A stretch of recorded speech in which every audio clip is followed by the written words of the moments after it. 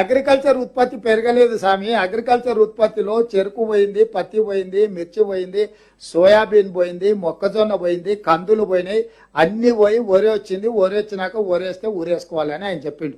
Number 1. పెద్దలు తుమ్మల నాగేశ్వరరావు గారు ఇంకొక మాట చెప్పారు. ఇది ఈయన గొప్పతనం కాదు. తెలంగాణ వచ్చినప్పుడు 18 లక్షల పంపు సెట్లు ఉండే. తెలంగాణ వచ్చిన తర్వాత ఆ పంపు సెట్లు కాస్త 28-29 లక్షలకు పెరిగింది.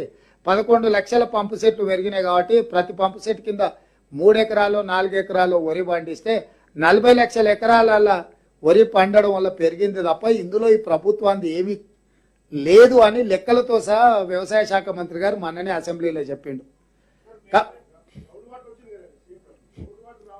అంటే వాన కూడా ఈయననే కురిపించిండు. ఆయన్ని గ్రౌండ్లకు వాటర్ ఆయన తెచ్చిపోయలే.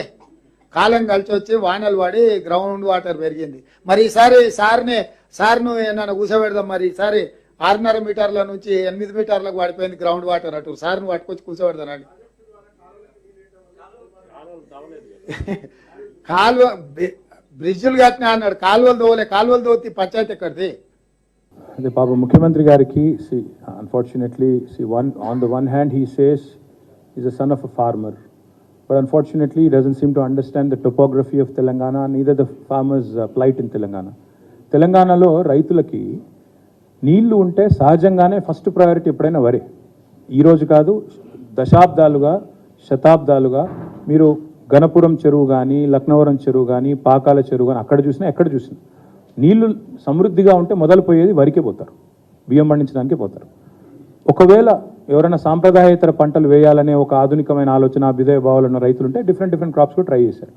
కొన్ని ఏరియాస్లో టోపోగ్రఫీ బట్టి, అక్కడ ఉండే వాతావరణం బట్టి, ఆదిలాబాద్లో సోయా అంటే, మన నల్గొండ జిల్లాలో కొన్ని భాగాల్లో మనకి స్వీట్ లైమ్ అంటే, ఇట్లాంటి కొన్ని పంటలు, ఇప్పుడు మన నర్సంపేట ప్రాంతంలో, ములుగు ప్రాంతంలో మిర్చి అంటే, రకరకాల పంటలు, కాటను, మేజ్ ఇవన్నీ ఉంటాయి.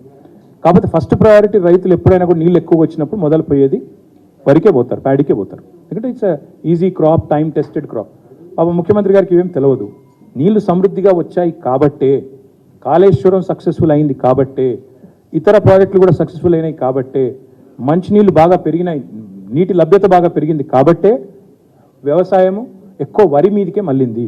కానీ వరి ఎప్పుడైతే ముబ్బడిగా పండిందో, 24 లక్షల టన్నుల నుండి 3.5 కోట్లకు పెరిగిందో, FCI ఎప్పుడైతే చేతులు ఎత్తేసిందో మా మంత్రి గారి ప్రయత్నం తర్వాత కూడా, ఆ రోజు ముఖ్యమంత్రి గారు ఆనాడు కేసీఆర్ గారు అన్న మాట ఏంటంటే, వరి వేయడం వల్ల ఇబ్బంది ఉంటుంది, అందుకే వరి వేయవద్దు అని చెప్పడానికే వరి వేస్తే ఉరి అనే మాట మాట్లాడినారు.